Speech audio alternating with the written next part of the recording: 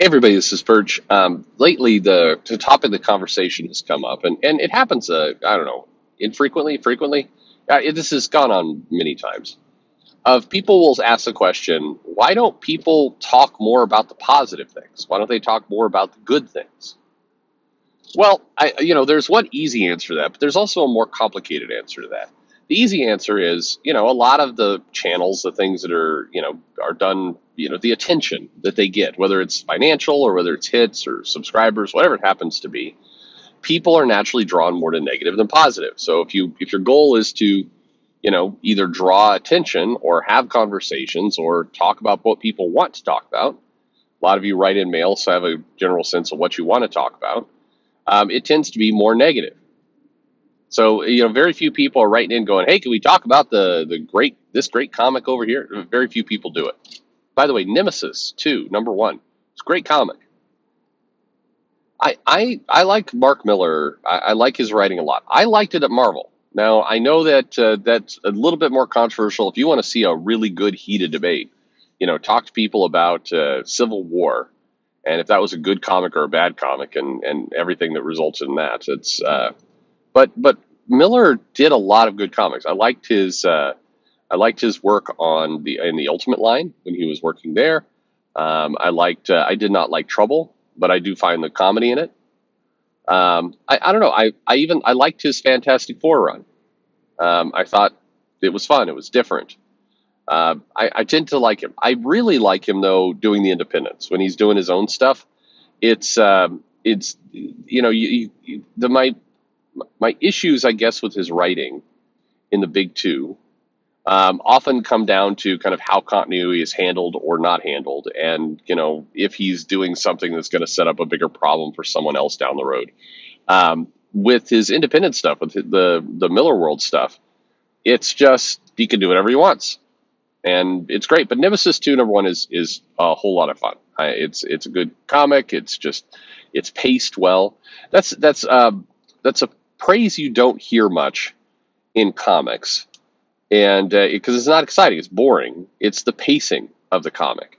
But I would argue that a lot of the comics that are bad, that people really get frustrated by, pacing is one of the biggest problems with it. It's just the pacing is just plodding or slow or jarring.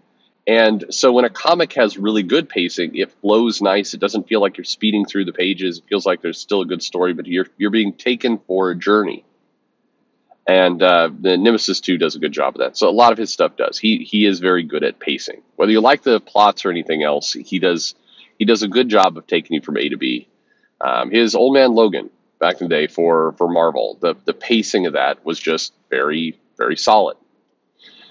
Anyway, positive comments in positive things, they just don't get the same attention, and so a lot of people they don't do it.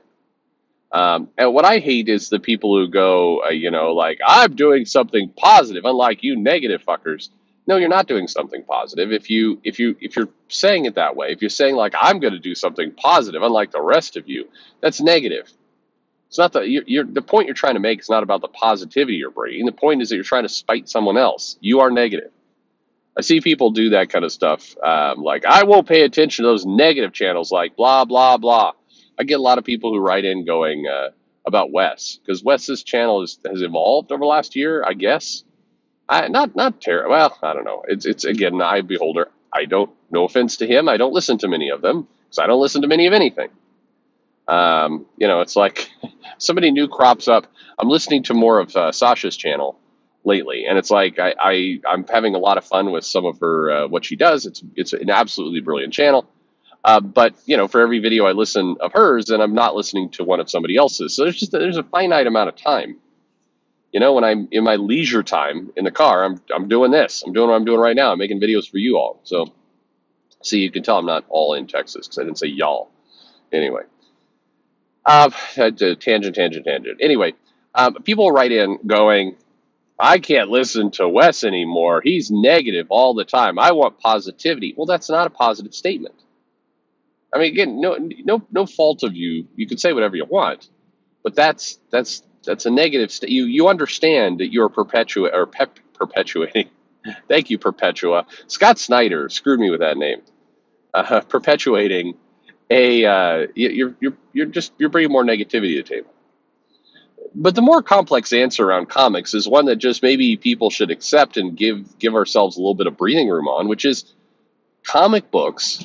And if you've ever been in a shop for any length of time, particularly pre 2016, 2015, pre that time era, uh, comic book shops, conversations, fan conversations, trend negative. They have for years. They did back in the 80s and the 90s. And when I say negative, it's less negative on its surface and more it's picking apart something. Because that's what comic books by their nature are.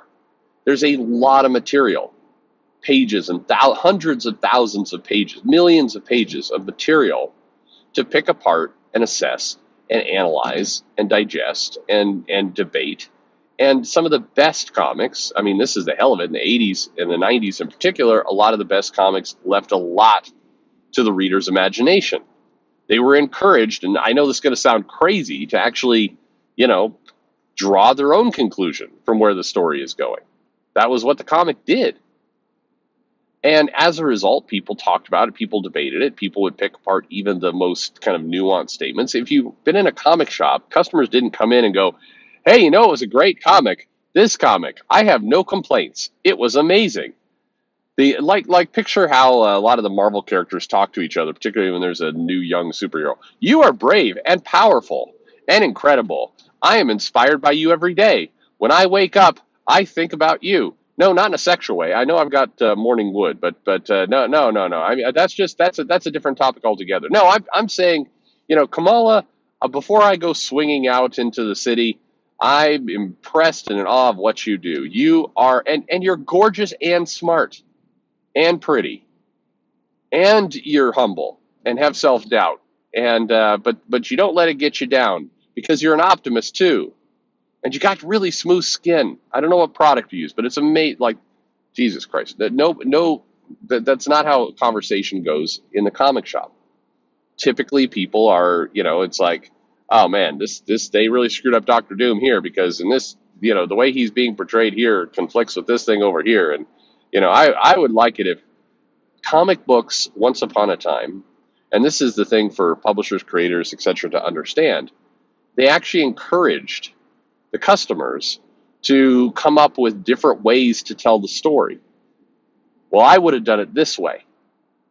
Believe it or not, early conventions, back in the early 90s, there used to be a panel. I'm not making this up. Go look it up. Old Tom Brevoort was, old back then. He'll remember. There used to be a panel called If I Did It My Way. And it was all about kind of alternate storylines to how things were done. Creators have credited some of these kind of fans, I didn't like it, I would have done it a different way, as some of the creation of the multiverse. Jim Shooter getting his initial job at DC was really related to that idea of like, I would do it this way. This used to be a good thing. It was part of what made comics great. Debate and kind of battle. It wasn't seen as on the surface negative. Now, don't get me wrong. People are like that Captain Marvel's an ugly bitch. Okay, that's not a lot you could do with that one. But in a lot of cases, things that are just normal comic book debate, normal kind of discussion of where storylines can go, are labeled negative, are labeled like picking on something. Even the practice of I redrew this in my own way, or I redrew it to make it better. You don't have to take offense at that. You shouldn't. Your predecessors in this business didn't. That's not negative. I agree. We live, and by the way, subtlety is out the window. And I understand that today, if you've got a video titled, DC Comics woke trash, bullshit trash, then, again, yes, that is negative. No doubt about it. But the conversation has kind of, again, evolved that way. A lot of channels are looking for attention, are looking for funding, or looking for money. That's why they do what they do. And so that's why you get headlines like that. They get more attention. But that practice has enveloped basically any commentary, where it feels like half the time what people would really like is for everybody just to shut up, consume, and just, I like the comic. The comic is great. If only the comic was more like this all the time. I have no notes. Everything is perfect. Like that. How boring is that? That's not what anybody wants either.